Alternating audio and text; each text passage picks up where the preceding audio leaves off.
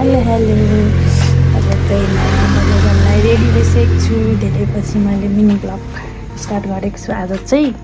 अनि त्यहाँबाट म चाहिँ रेडी भएर अब हिँड्न लागेको।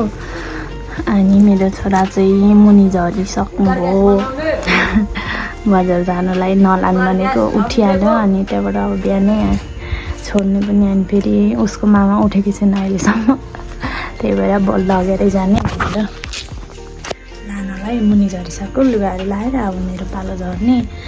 अनि अब बजार चाहिँ कस्तो लाग्दैछ वहीँ पुगेर तपाईँहरूलाई म देखाउने नै छु कस्तो लाग्दैछ। आज चाहिँ लास्ट दिन हो नि त फेरि दसैँको बजार आजसम्म मात्रै लाग्छ, त्यहाँनिर आज मात्रै लाग्छ। अनि शनिबार हो आज, शनिबार लाग्छ। अनि त्यहाँबाट कस्तो हुन्छ देखाउने नै छु साथीहरू। A few moments later.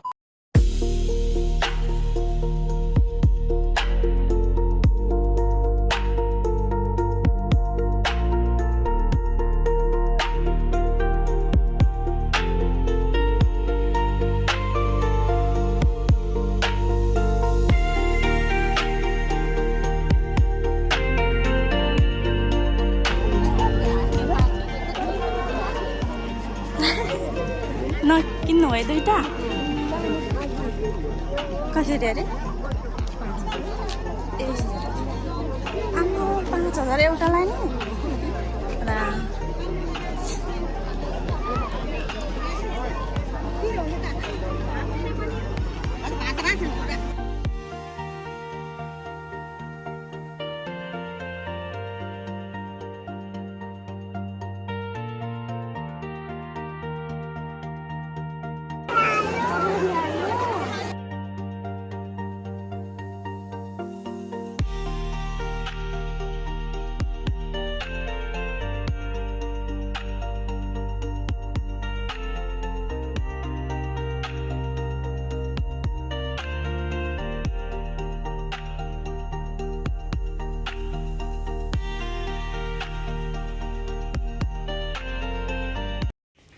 चाहिँ मेरो दसैँको सपिङ पनि भइसक्यो। मैले अस्ति किनिसकेको थिएँ तर अनि घटाउनु दिइरहेको थिएँ पर, अनि घटाइदिनु भएछ लिएर आएँ। अनि यो चाहिँ मेरो लागि, यो चाहिँ सल। अनि म फुरुक हुँदैछु यहाँनिर दसैँको सपिङ भएपछि। अनि यो चाहिँ कुर्ता, यस्तो खासै राम्रो छैन, ठिकैको छ। अनि यो चाहिँ सुरुवाल। अनि मेरो चाहिँ यो हो। अनि यो चाहिँ मैले सासु मम्मीलाई किनिदिएको। अनि दुईजनालाई यही खालको किन्नु खोजेको, खासमा भेटेन अनि त्यही भएर यो चाहिँ आमालाई हो। अनि यसको सुरुवाल यो हो। धेरै बुट्टा हेब्बी छैन, अब बुढाबुढी मान्छेहरूले अलिक हेब्बी मन पराउनुहुन्न नि त, त्यही भएर यस्तो छ।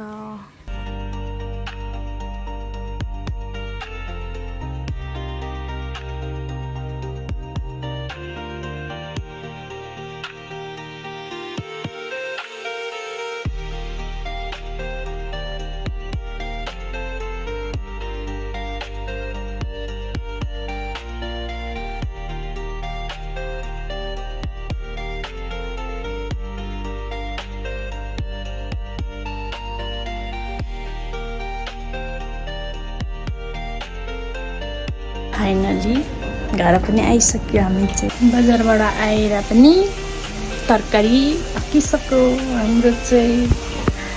अनि खानाहरू केही नपकाएको, अनि आएर खाना पकाएँ अनि तरकारी पकाएँ। अनि आज चाहिँ कस्तो कालो भइरहेको छ कि यहाँनिर पोतो पनि आइरहेको छ मेरो अस्तिदेखि जाँदैन पनि। अनि घाम कस्तो धेरै लागिरहेछ। अनि म काली भएको छु, सेतो बन्नलाई के लाउनुपर्छ भनिदिनु पर्यो। यस्तो भइरहेको छु म कालो न कालो। अनि मेरो छोरा चाहिँ यहाँनिर खेल्नु भएको के खाँदैछ, के खाएको छोरी हुनेन नि फेरि छाडा बेला हो। अनि त्यस्तै छ। अनि घाम भन्नुहुन्छ भने कस्तो लागेको छ म देखाइदिन्छु। यस्तो बिहानै बिहान पनि यति धेरै घाम लाग्छ काहीँ हाम्रोमा लाग्छ जेल जाडो लाग्ने बेलामा यस्तो धेरै घाम लागिरहेको छ तर दसैँको बेला यस्तो घाम लागेको त राम्रो तर अति चाँडै कामहरू हुँदा बाहिर निक्लिँदाखेरि गाह्रो एकदम हिँड्नलाई चाहिँ त्यही हो अनि यस्तै छ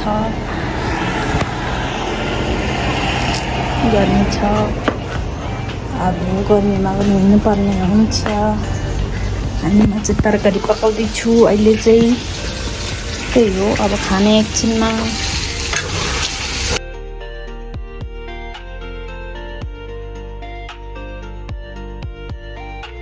भिडियो चाहिँ कस्तो लाग्यो तपाईँहरूले हेरेर कमेन्ट गरिदिनु होला हाम्रो बजुरको शनिबारे हटिया गएको थिएँ म चाहिँ अनि त्यही हो मेरो भिडियो कस्तो लाग्छ तपाईँहरूले हेरिदिनु होला धेरै समय चाहिँ ग्याप भयो मेरो भिडियो अनि त्यही हो अब फेरि कन्टिन्यू गर्ने नै छु तपाईँहरूले हेरिदिनु होला मजाले अब राम्रो लाग्यो भने राम्रै भनिदिनु होला नलागे पनि अब ठिकै छ भन्छु अनि त्यही हो आजको भिडियो चाहिँ म यतिमै अन्त्य गर्न चाहन्छु धन्यवाद।